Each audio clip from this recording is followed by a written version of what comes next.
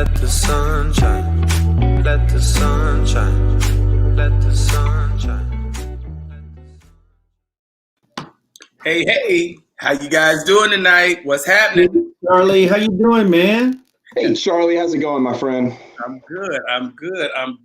We're going to let some people get on, but we got a good show for you guys out there tonight. Y'all know my love for HBCUs, and we got two guys that are from HBCUs, and they have their love for it, and they're going to create the first virtual HBCU Summit. So we're going to talk about that tonight and the love of why it's important that we need to give back to our HBCUs, number one. Also, two, how all of this came about. And then three, just to really show, especially during this time with Black Lives Matter and everything of that nature, why things are really important. And I think, Mark, you got those waves coming in off the deck out there, man. It sounds like it. I wish I was there. I know. Well, here's what I'll do. I'll out of audio, out of mind, right? I'll mute you guys. I love it. So anyway, we're gonna let some people get on. We got Suzette on, Allison on, Cecil is on. Hope you guys are doing well tonight. But we got Mr. Marc Gamble and Mr. Kyle Roquemore. You said that, man. You said that like you're from Louisiana, Roquemore, but you were so close. I know, Charlie. I don't know how close you were. That's good. Anyway, welcome to the show. Everybody, welcome this evening. It is a nice day here in New York City, and you out there in San Francisco. So bringing in the waves, we got both. Hold up. Born in Staten Island. You know, there it is. I still claim it. Once from New York, always from New York. But I pay a mortgage and taxes in California, so I just go east to visit now. I hear you. But see, the thing is, when you from Staten Island, that many people claim Staten Island. So I'm glad you did that. You know what I'm saying? I gotta claim it, baby. I gotta claim it. That's good. Well, you know, you guys are talking about the different coasts. I'm from the real LA, Charlie. Yeah, which Louisiana. That's right, Mr. Crawfish. Okay, all right. Okay. There you go. So anyway, welcome to the show, everybody. Glad you guys could join us tonight. We have the one and only, like I said, Mr. Marc Gamble and Kyle Roquemore here to talk about the HBCU Virtual Summit, which I think is very important. But before we do that, Kyle, I'm going to throw it to you and kind of just give us a brief background of you and where you're from, your HBCU experience, and a little bit of your work experience. But let's just hit it off real quick since we are dealing with time. Right? Charlie, absolutely. But first of all, congratulations on being elected Howard's president of the Alumni Association, man. That's phenomenal. And the people are really excited about the energy that you're bringing. And I wish you well in that endeavor. Thank you very much. I appreciate it. Absolutely. We got a lot of work. We got a lot of work to do. So yeah, and that's why Mark and I are doing what we're doing. So real quick, I'm from Baton Rouge, Louisiana. Went to Southern University, graduated in '86. But I'm a third generation Southernite. My grandmother's brother, after World War I, graduated from Southern. And my parents got out in the 50s and I got out in the 80s. I've had my entire career has been in corporate America, software, hardware sales, technology sales, and something's always been pulling at the back of my shirt. It's something that has been pulling me to where we are today. When you're from a family that's a part of an HBCU, that's a part of your family. Right. And that's been a part of who I am for 100 years. And that's something to be proud of. And we all know how much money the PWI schools get and the leftovers that we get. And I'm hoping to stem the tide and drive admissions at our HBCUs and revenue for the HBCUs. And This first event's going to be 20 colleges, and we're just starting from number 1 to number 20. But we're going to wrap it up at the end of this venture. We're going to have 107 colleges that participate, if they choose to participate, if it makes sense for them to participate. Right. And we're excited. What we're doing is HBCU Virtual Summit is going to create a long-term relationship with these schools. We're not just doing a career fair and we're leaving, but it's because of who I am and being in this place at this time. This is why I started this organization. Okay. And Marc, you got to take a step off mute. Yeah, I take myself off mute. I apologize for that. I've done a bunch of different summits. I mean, a bunch of different Zoom sessions, and you have to remember to unmute yourself so people can hear you. Right. So a little bit about my background. I'm originally from the East Coast, as I mentioned, moved to Houston when I had no choice. My parents decided it was time to make a better life, and Staten Island wasn't cutting it. So my dad went to Howard undergrad and Howard Medical School, did extremely well in the 80s by moving the family to Houston when the medical boom was happening. Mm-hmm. My mom is a Fisk graduate.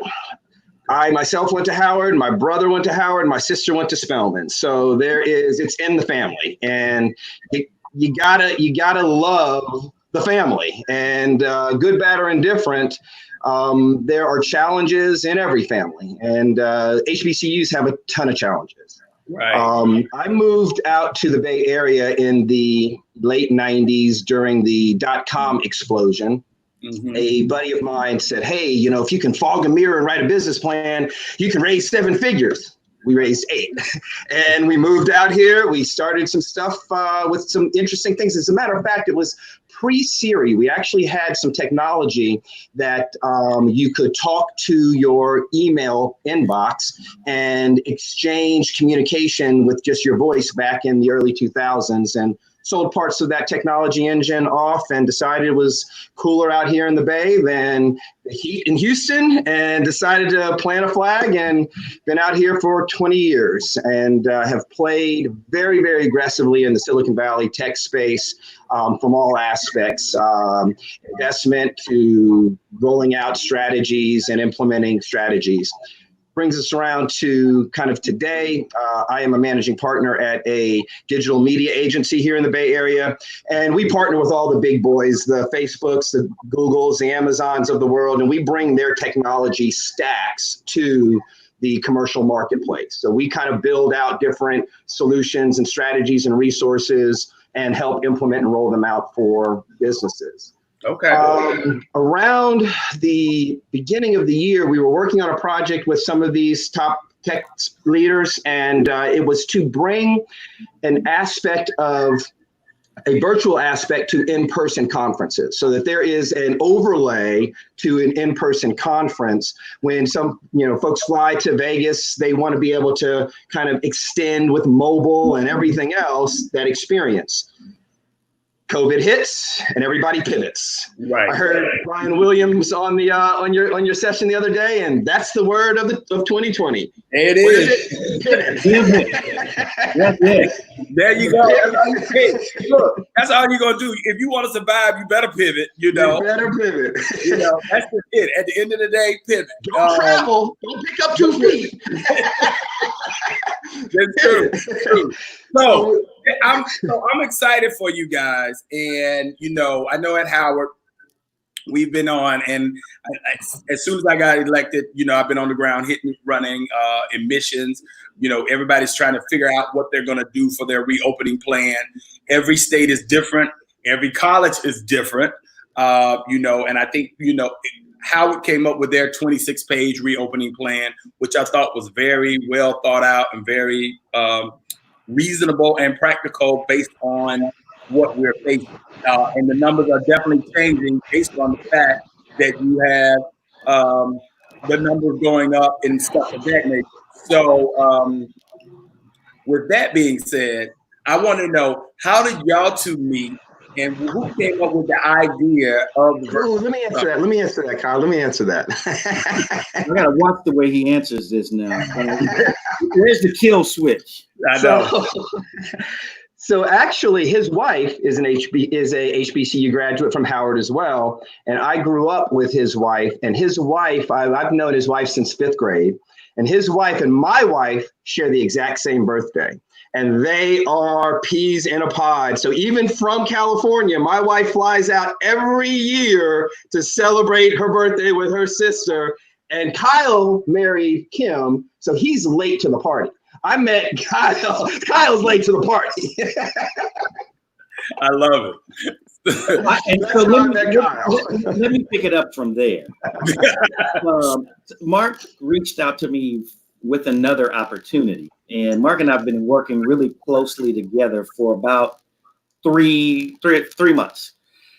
And I've worked with Mensa, Harvard level graduates, people who have really good quote unquote reading. And I vetted Marc in the past 3 months and sort of found out what he's about. And Marc is one of the brightest minds that I've ever worked with, from technology and from marketing and sales, because this is a passion for us. Marc and I are up until 2 or 3 in the morning working on things until we just can't do it. Marc, press mute. Yeah, Marc, you're mute. Yeah. And so I vetted his technology stack. And when we finished our other project, Marc said, "Hey man, what are you passionate about?" And it took a few weeks, 2 days, whatever it was, and came up with this. You guys know what I'm talking about when I say this. Our parents were probably pretty involved in the Black colleges that they attended. Right. They left a legacy. Chasing our tail in corporate America in the 2000s does not leave a legacy. Right.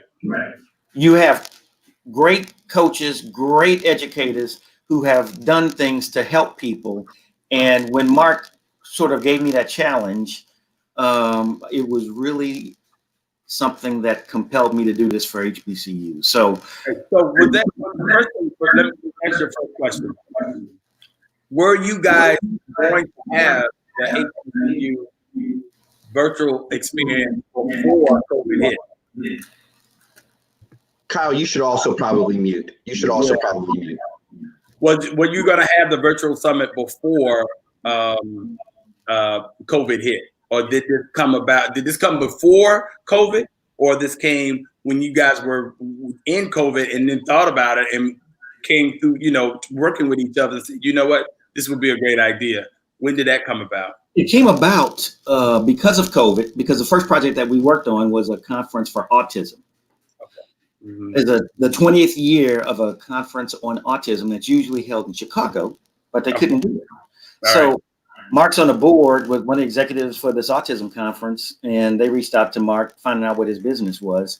After we did that, it was a 4-day event. We had 100 presenters and 10,000 attendees, and technically it went without a glitch. I mean, it was rock solid.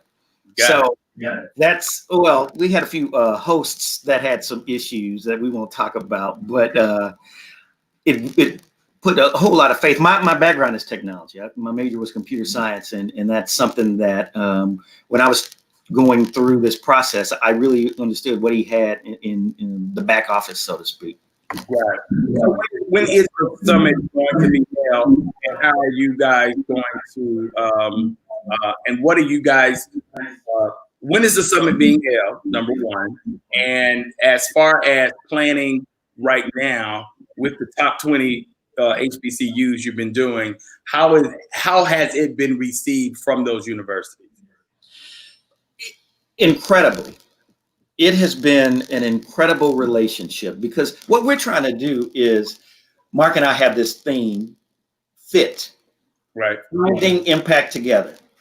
So if this is something that doesn't make sense to the college, why even do it? Right. We basically got acceptance from 95% of the top 20 colleges that we've gone to on the first conversation. Because again, it's not we're going to do a college fair, y'all show up and throw up. Mm-hmm. We want to have entertainment.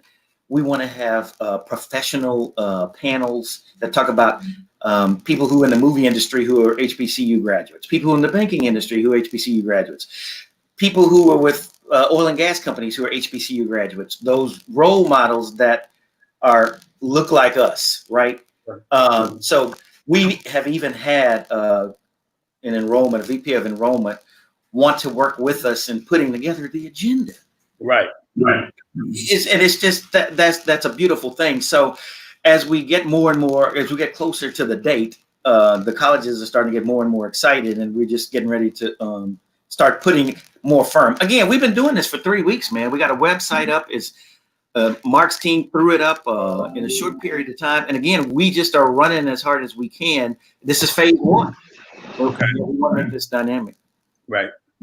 Marc? I was just going to add that, when Kyle says it's not just a one-time thing, go ahead and mute Kyle. When Kyle says it's not a one-time thing, not just show up and throw up, we want to replicate the experience that people get when they go to a conference. So at the end of the day, we've done a lot of studies and research, and we found that there's, 2 primary reasons why people jump on a plane. They take time away from their family. They make the investment in hotel and travel and everything else.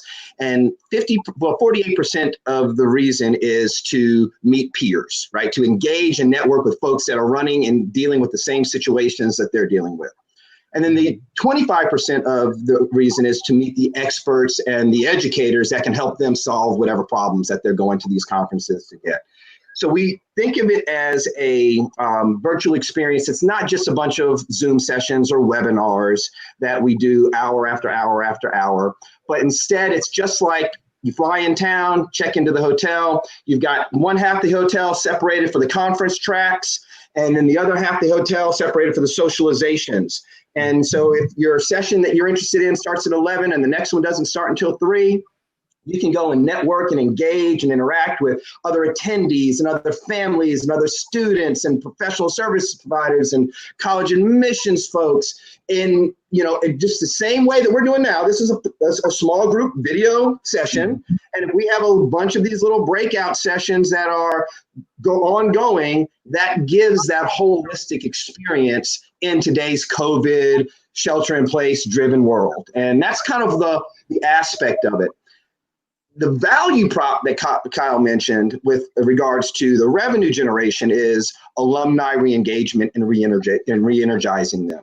It's great that we say we're coming from all these HBCUs, but are we really giving back? Are we really turning around and pulling the coattails to make sure that that school can continue to operate and continue to foster new leaders for the next generation? And it's up to us to do that. So we're going to do some exciting things with alumni drives that kind of do the crowdfunding thing for each of these individual schools, so that there's a little contest going on and each school can say, hey, we're 70% of our goal, help us out. And now we've got schools in the MEAC going after each other, trying to outdo each other in a fundraising kind of situation. So we're really trying to bring that holistic aspect to the event. So it's not just a bunch of webinars that people end up tuning out of after a couple of days. Yeah, I mean, I think that's really smart, because the bottom line is there are a lot of HBC. I mean, it's all going to an HBCU is about the experience. It's about being on the campus. It's about being on the yard. Since this is your first year doing this, how are you guys spreading the word? That's a really good question that you ask. This is a grassroots effort, man. I mean, we are blowing and going 20 hours a day trying to get it done. But here's the catch. The catch is when we're having these conversations with so we've had some conversations with some very recognizable names, nationally known names, and there's some buy-in. There's buy-in. So, if it makes sense for the colleges, if it makes sense for the families, and then we can make sense for the experts that participate, sponsors can see that. But the direct answer to your question is we're going grassroots. Now, in probably 2 weeks, we're going to start having tracking links. We're going to start having affiliate links that our partners will use, that they can send out invites to whoever their constituent base is. And those folks will know, hey, let me check this out. So another thing that is just absolutely fantastic that Marc brings is a wealth of social media knowledge for us.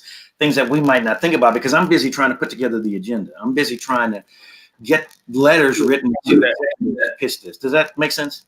Yeah, no, I understand. You got to create the content in order for it to give the experience that you guys want and what you need. When it is such a grassroots thing and everybody's coming up, are you leaning on corporations and corporate sponsors as well as giving money? Because the first thing is, it's one thing to get alumni to get involved into the whole summit, right?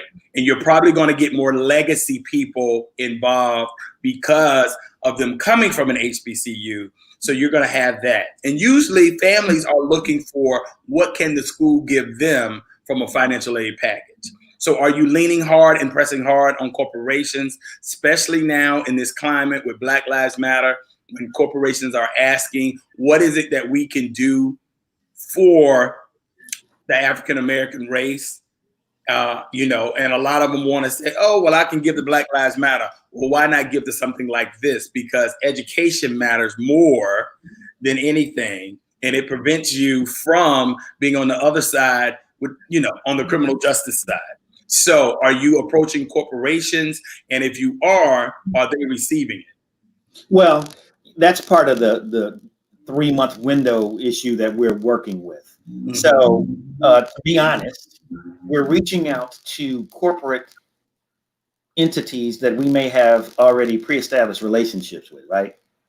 But I can guarantee you, when we do this thing in 6 months, we will have a plan in place to attack the titans in corporate America. The reason that I somewhat pause a little bit with corporate America is we don't know what their budget processes are. Where are they? But we will be very creative when who we reach out to in terms of putting together a plan that would allow them to make a decision in 30 days and not have to go to through a budget allocation process. But yes, we will. The last 25 years that I've been in corporate America has taught me that that's where the money lies. Okay.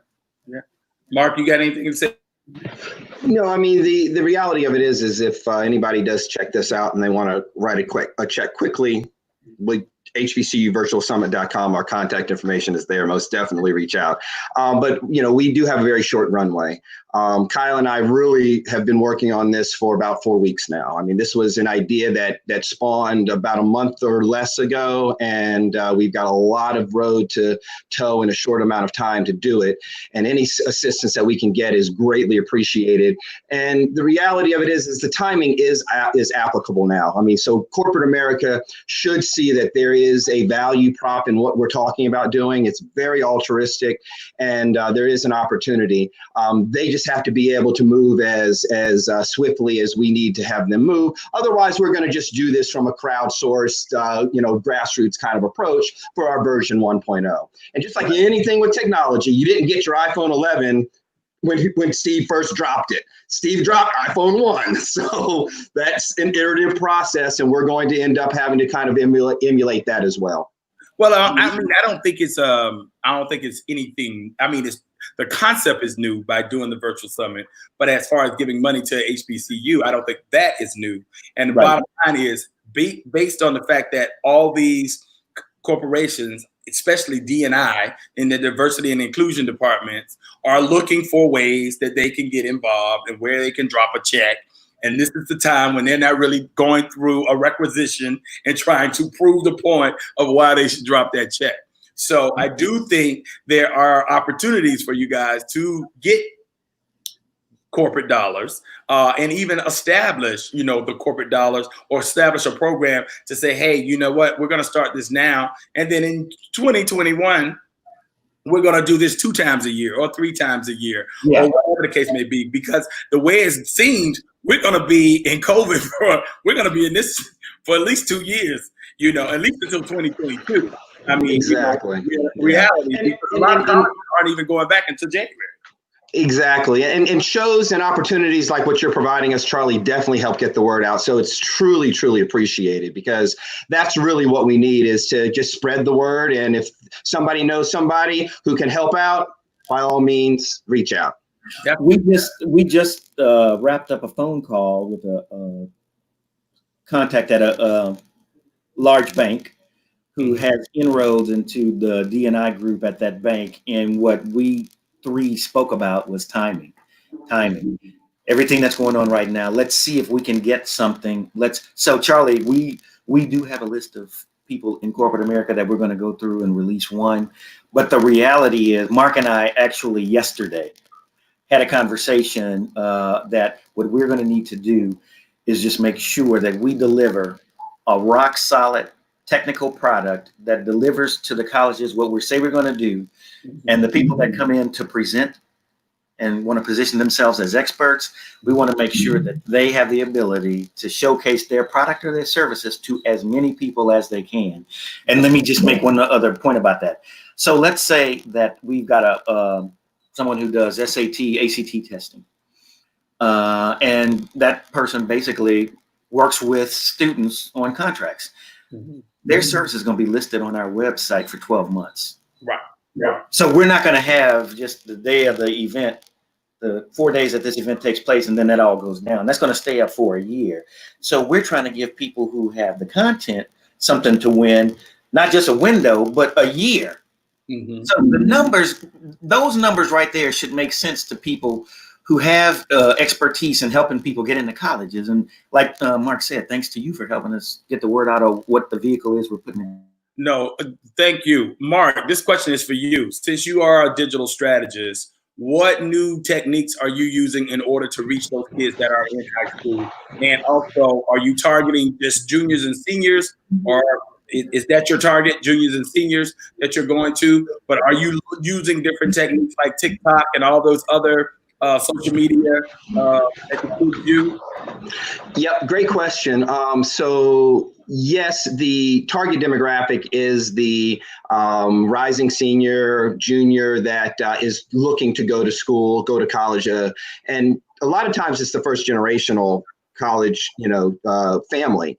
And the reality of it is today, especially with the situation and the unprecedented times that we're in, social media is so key. I tell everybody, do you realize that we are fortunate? I say this tongue in cheek, but we are so fortunate that COVID hit in 2020, because if it hit in 2010, oh my God, we'd be messed up. There's our video platforms suck, our e-commerce platforms suck. We would have no way to stay in touch, and it would be extremely detrimental for society. So the tools are in place, the technology is there, and the acceptance of using these technologies is now commonplace. So no longer is anybody saying, oh, I don't want to turn on my video. Oh, I don't want to. They know that they're going to have to Zoom. They're going to have to turn on their video. They're going to have to engage, whether it's families for birthdays or friends trying to engage and get together with one another. This is a tool, a platform that we have to really learn to leverage. So between video, social, and mobile, a combination of all of the above, and you can name the flavor, Facebook, TikTok, LinkedIn, whatever. I mean, each of these kind of fall into those components, truly tapping into those platforms and the resources, and then getting folks talking about it. And here's the secret, Charlie. Most people think, oh, well, how do you make something go viral? You kind of know the whole, viral secrets. So, it boils down to a very simple strategy, a very simple formula. It's E cubed plus C. E cubed plus C. If you make content entertaining, educational, and enlightening, there needs to be an enjoyment to that content. There needs to be some understanding and education. There needs to be an aha moment to that content, and then people will feel compelled to want to share that with folks that they know. Right. Add the C, and that is the exponential power, and that C is controversy. So right now we're in the biggest controversial moment with what's going on. So it's so easy to put something together and get people to take it and pass it forward and use their thumbs and use their swipes. And it just goes all over the planet like that. I mean, I think you guys have so many opportunities because there's so many different verticals that you can pick and choose from. So going after the kids is one thing. Then on the internet itself, with the whole HBCU buzz and all of that that's on Instagram, they do a lot of video stuff that you could be partnering with. And I don't know if you know those guys, but if you haven't partnered with those guys, or talk to those guys, those are great guys to do because they're always putting out HBCU content. I think also too, there are groups on Facebook, which is HBCU United, which a lot of the old alumni are going to and looking at, and you need those legacy parents to have those kids. And also too, I think you need the PWI parents, because right now they're thinking differently, but from the lens on where they see things based on what's happening with the whole Black Lives Matter, and they know the experiences that they had when they went to college. So it's an opportune time now that you can really get people out there and really get them involved with the whole HBCU movement. And you need to help. I want to help you guys go deep and wide as possible. And I tell you, that's why I've been watching your show for the last day. The point you make is excellent. We're talking to LinkedIn. We're talking to Jack and Jill. We're talking to the Links. We're talking to the existing legacy folks our age, right? Mm-hmm. But then there are also the underprivileged that we're going to have to reach out to. And we need to do that in some kind of way. And that's what we're trying to figure out now. We were on a call yesterday with a large group that represents a conglomeration of Black colleges. And there was a millennial on the call. And her sole focus was to talk about the things that you're talking about right now, Charlie, using all the channels that exist. So we're going to use the traditional channels, which represent the legacy HBCUs, but then we need to bring in some more millennials and some of those folks to help us. Mark? Do y'all have any celebrity right now, Ty? Well, that was going to be the next thing. I say, yo, let's get the Tarajis. Let's get the Nick Cannons to turn around and give us a call, because absolutely, that would really help us kind of get some of that seeding that we need and get that awareness that is, it's as easy as being an influencer and just sharing it on some Instagram pages and some TikTok pages to get the exposure and the awareness out there. Okay. One other, I think there's one thing that I do a lot of recruitment. And when I do a lot of recruitment, what I tend to find, which is a missing link, is that there are a lot of underprivileged kids or kids that are at a disadvantage that don't know about HBCUs because their guidance counselors are not informing them and are steering them away from HBCUs because they didn't see the importance. So I think it is critical that you can hit that demographic and hit them hard, because now that you have an audience that is sitting there waiting and wanting this information, because normally nobody is talking to them, they're shying them away from it. Or if they are talking to them, they're telling them to go to a whole nother school and they're not thinking about HBCU, where we know the importance of going to an HBCU is where you're going to get nurtured. You're going to see people that look like you, and then you're going to start to think differently, and you're going to start to think and know that there are African Americans that can do things, great things, all over the world and all over the globe. So have you thought about that disadvantaged, underprivileged kid and how you get to them in order to put them into this whole bucket as well? Looking at that, the reality is one of the things that we've talked about going back and forth is, talking to high school guidance counselors. Yeah. But that is that's in itself a pretty infinite project to go after. Mm-hmm. Realistically, and Mark, if you feel differently, I'd love to hear your perspective, but we have something that we want to deliver to show these colleges that we're serious about what we're doing. Right. A group that I go am just as adamant about going after, which is the underprivileged, is people like me who turn around and send their kids to the PWI, right? Graduate from Southern, but you're going to, and whatever the reason is, that's your decision. But at least let us give you an opportunity to see that there's an option. Right. To your point, when I would go to a football game, we'd have to park far from campus. And I remember walking through a neighborhood that was maybe a mile from Southern University. Mm-hmm. And this kid, 11, 12 years old, it's happened every year the past 20 years. What's this SU that y'all are wearing? What? I see a bunch of people. They don't know about the school. They are less than a mile from the school. So to your point, yeah, we absolutely have to go after those folks, those kids. And I think we reach them in the schools. And if there are other ways to reach them, we definitely want to reach them. But I also just want to, people who are Jack and Jill parents who are looking at University of Houston, University of Cal, Berkeley, and don't think about Howard. Don't think about Claflin University, Morehouse, Spelman. I'll say Southern, and I'll throw Grambling in. We got to get some SWAC love, so y'all got to let me do that. If you don't mind. We'll get y'all some peer review. Some, You know what? something down there. I'm getting ready to get the test pattern on you. Yeah. But go ahead, Mark. What you was going to say? Let me just say this. So Charlie, the reality of it is there is a lot of challenges with reaching the underserved. We have to have the resources to be able to do so.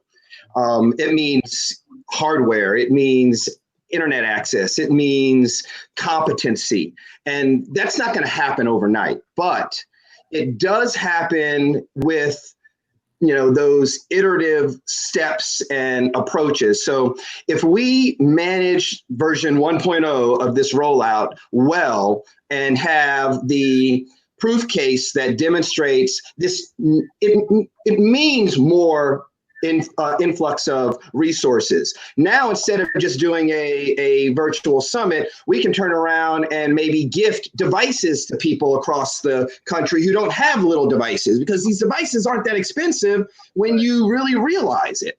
And, with new connection tools and resources like Elon Musk's Starlink being shot into space, internet, satellite access across the board, these things will become more prevalent and more available. We just have to make sure that we're doing what we need to do to position ourselves as a resource and not just another kind of, what did they used to say, the one-hit wonders, right? I mean, we don't want to just come out there and do a single event or a single effort and then have it not really hit that crescendo and get the attention that we're looking to get. So Cal, this goes to you because you're the content maker. So let's walk the people who are listening tonight through the content, because this is a 4 or 5 day program from October 1st to October 5th. So it's 5 days. Yeah, 4 days, 4 days that you're going to have content. How long of a day is it? And then just kind of give us a typical or what you have just right now run of show for what people will experience. That's an awesome question. Thanks for asking that. And Mark and I are creating this right now. But your typical, the way we're looking at this is to have our morning start with a couple of colleges doing their pitches. Mm-hmm. The next hour, we're going to do a break and allow the ACT or financial advisor for college to get an opportunity to present. At the same time, there may be a math tutor who is going to talk about things that kids need to sort of be prepared for and trying to get into a college, right? Okay. So we're going to intersperse the college. It's just not going to be a full day of colleges, and then the next day is a full day of this. So let's get to hour 2 or hour 3. What I'd like to do, and we've not gotten this finalized, but from a content perspective, I'd like to have someone notable who's decided to attend an HBCU as opposed to going to a Power 5 PWI. If you're March, if you're listening, brother. Look, I'm just saying. Or his mother, who's a Southern graduate. Again, if people know, so yeah, I don't want to talk in code. So I would like to have someone like him say why I'm doing this. The other thing that I'm really interested in doing is having the president at Prairie View explain why she decided after her tenure at Brown to come to an HBCU, why she decided to come home. We get caught up in this whole thing of people thinking we're trying to be whatever it is, but we're just trying to make our own as best as we can make it. Right. We want to be self-sustaining. So let me finish today. So we'll give them a chance. So you got 3 hours in the morning, break for lunch, and come back. And we'll probably have a few more colleges present. We got 20 colleges. So Marc and I are actually putting together the matrix that makes sense. But interspersed in that afternoon session are going to be a few more colleges, an expert in whatever the field is. And then we got commitment from, I don't know can we say the name, Marc? We got commitment from Brian at Step Africa to provide some entertainment. However, and this is a world-known step group. It's not just somebody on the groups, right? So there are a few other things that I'm working on, things that I'd like to get in terms of entertainment. We want people to really consider coming back home. And we know just sitting and listening to someone for 8 hours a day ain't gonna get it.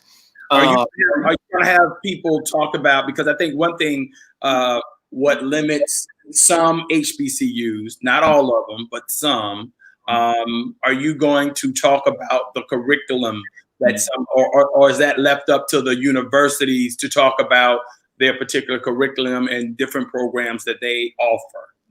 The content of what they present is up to them. Okay. We're just going to make sure that it's buttoned up. It's a good presentation. It technically makes sense. It looks good, but we want them to be creative, right? Mm-hmm. Because here's another piece that I didn't mention, and we're not sure what day this is going to fall on, but we're going to have an entertainment panel. Mm-hmm. So we're going to have HBCU graduates who are in the film industry, in executive roles, behind the camera. We haven't gotten a commitment yet on an in front of the camera person. Again, we're hoping to get that resource marshaled before this event begins. But I'm trying to have knowledge, exposure for the college, something fulfillment for the parents, and then entertainment. And then our theme is growing enrollment and driving revenue. And we're going to pull on some heartstrings, and we're going to get some people to say, this is why I'm back, or this is why I decided to go where I'm going. And maybe you, Mr. or Mrs. High School senior or junior, maybe you should consider. Right. Okay. I do also think that it is important that I plug my HBCU now, Howard, that is, with its partnership with Amazon. And that is the purpose of that partnership, is to give people behind the scene and behind the camera, and in front of the camera opportunities. And so I can talk to you guys about that and that connection there, because I think that is something that you really want to intersect or interject into your program. I think she would be willing to come on board. I hope I'm not speaking injustice, but bottom line is I think that's something that would be great and add great exposure, not even just for Howard, but Howard's program, to show the breadth of what HBCUs have to offer. And even with the Google STEM program that we have with Silicon Valley, where we've invited all other HBCUs to participate and come along with us to have more STEM and more software engineers and programmers and stuff of that nature that they're doing from Howard. Who is putting the entertainment panel together? Is that you? Are y'all subbing that out? Are y'all looking? Kyle, you have to see who wrote that question down there. I don't know if you're looking at the live comments, but I think they're looking for a shout out. You know what? And I am extremely indebted to my dear and lifelong friend, Sonia Lockett. She is phenomenal. And Sonia, I really... she don't need no shout out. She don't need. Yeah. She absolutely does. You know, and Marc and I, we are running hard. Right. But the support that we are getting from you, Charlie, the support we're getting from Sonia, the support we're getting from our relatives. We had a quick conversation with a friend of Marc's family. She's on the board of trustees at Fisk. She said, let me get involved because this is a wonderful thing that you're doing. So, Sonia, thank you so much for agreeing to coordinate. And I might as well give a plug to my brother-in-law, Brandon Broussard, who's a filmmaker, and he did a movie that was on Netflix. He has also agreed to get engaged. So again, we are just doing it's very heartwarming. It's giving us momentum to continue on. No, so I'm going to be honest with you. When you told me that you were doing it, I immediately just got you in contact with our admissions department. They've been doing virtual summits since April at Howard. And they've already featured shared their information with over 2,000 students. I can speak Howard numbers because that's what I represent. We've had over last year, which is our largest year, which was, I think we had over 22,000 people apply to Howard. And I think like 6,700 got accepted. And we have the largest class ever on record right now of 2,600 freshmen coming to Howard on our freshman year. And it has to do all with the timing of what's going on, but also too, it's just where we are and Howard has that information of we've been getting out there and getting on the front lines. A lot of the universities today are playing a pivotal role with Black Lives Matter. Are you guys going to have any content or show any type of or have any type of conversation around this subject? Because a lot of HBCUs are where a lot of African-American kids start to learn, how to protest. Why should they be protesting? They create the movement, and these kids, Generation Z, I think that's what they are today in that age group. They're on the front lines, and they're also too just starting to figure out that they didn't know half the history that they thought they knew. So, are you guys going to interweave, any Black Lives Matter material in your virtual summit? It's interesting, Charlie. We're kind of in a bubble where I live here in the Bay Area, right? It's not traditional or typical middle America. My daughter is a rising senior, and it's been really challenging living in the house with a quarantine teenager. And she has been really plugged into this whole BLM movement. Matter of fact, she was the one that inspired my wife and myself and her younger brother to go out and go to not just one, but 2 BLM events or protests in the same day, one in the city and one on the peninsula. And just seeing the engagement from the young generation, the Generation Z, it's inspiring. It lets you know that even though we thought they weren't listening, they were listening, right? And they were getting it. So absolutely, to be able to communicate and educate and inform on how to do it. My mom was at Fisk during the sit-ins, and she is just so proud of her role that she played in the movement of the civil rights. So seeing that opportunity exists currently for my kids' generation, and then seeing the involvement is something that we definitely want to foster and tap into. Absolutely. All right. Charles, real quick, and this means something to Marc and I, and day 2, Marc and I are talking Black Lives Matter. Mm-hmm. I participated in one of the marches that was here in Houston, and the feeling that you get is, you can't really describe it. And if just the feeling that the love that everyone is trying to just come up to the top.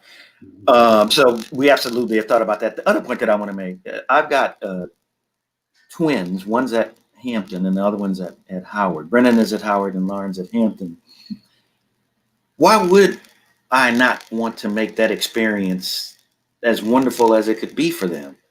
And why would we not want to make sure that the school that Frank and Sarah Johnson send their kids to, it doesn't get, life is tough enough when they get out of that. Mm-hmm. So we got to do everything that we can to get them prayed up, to get them as much knowledge and awareness that they can get. And then if we can help make the schools a better place, that's what we want to do.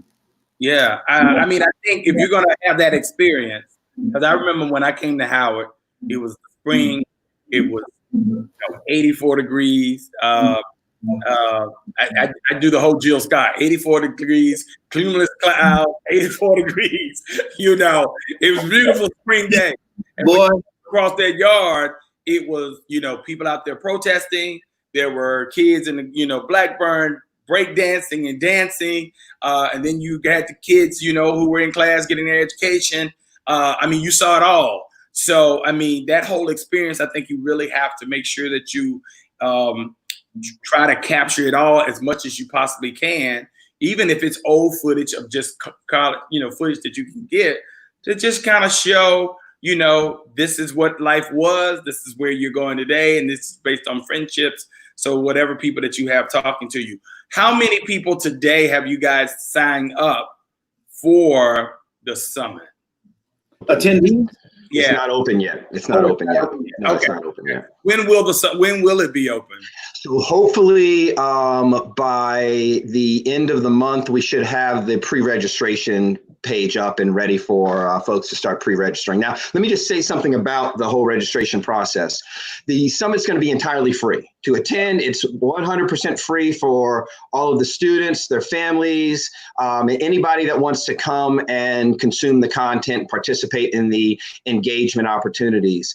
As long as you do it live, right? You've got to show up live for the complimentary access. We will be recording everything. We'll be storing it in a video vault. There will be some additional, private sessions and workshops that are available by upgrading to an all access pass. So the all access pass will give you lifetime access to the video vault, so you can always go back in. It'll also give you some of the connections to some of these professional service providers that we're lining up so that folks can have financial planners and, tutors. And we didn't even mention, Kyle, about the tutoring group that we're partnering with. So I'll let Kyle just kind of give a quick shout out, but we're trying to do everything possible to make it as accessible, affordable, and usable for as many people as possible. Sounds good. Kyle, you want to touch on that real quick? We talked to the largest Black-owned tutoring company, I think, in the world. Mm-hmm. He's a member of Kappa Alpha Psi, which I am also a member of, and I'm proud of that affiliation too. And what the reason I'm bringing that up, if we're going to try to have fraternities and sororities show some involvement, we're going to try to have some kids who are currently enrolled at these HBCUs to talk about their experiences, right? Mm-hmm. But back to the tutor, we had a conversation with them for about 45 minutes. They're bought in. Okay. Exactly what that's going to look like, we don't know yet. We're going to work out some details tomorrow with them, but we're really excited about Jay and his team and the fact that they might want to join us. Now, we've also talked to some financial planners who have specific applications for planning financially for college, but also just financial planners. So they might partner with us, and they'll get business from families that might want to tighten up their financial boat, right? Right. So yeah, we're really excited about that tutoring group that we're going to bring on. That's key. So in rounding up, because we're almost at the top of the hour, what is it that you want your listeners out there now? Where do you need help? Number one, what is it that they can do?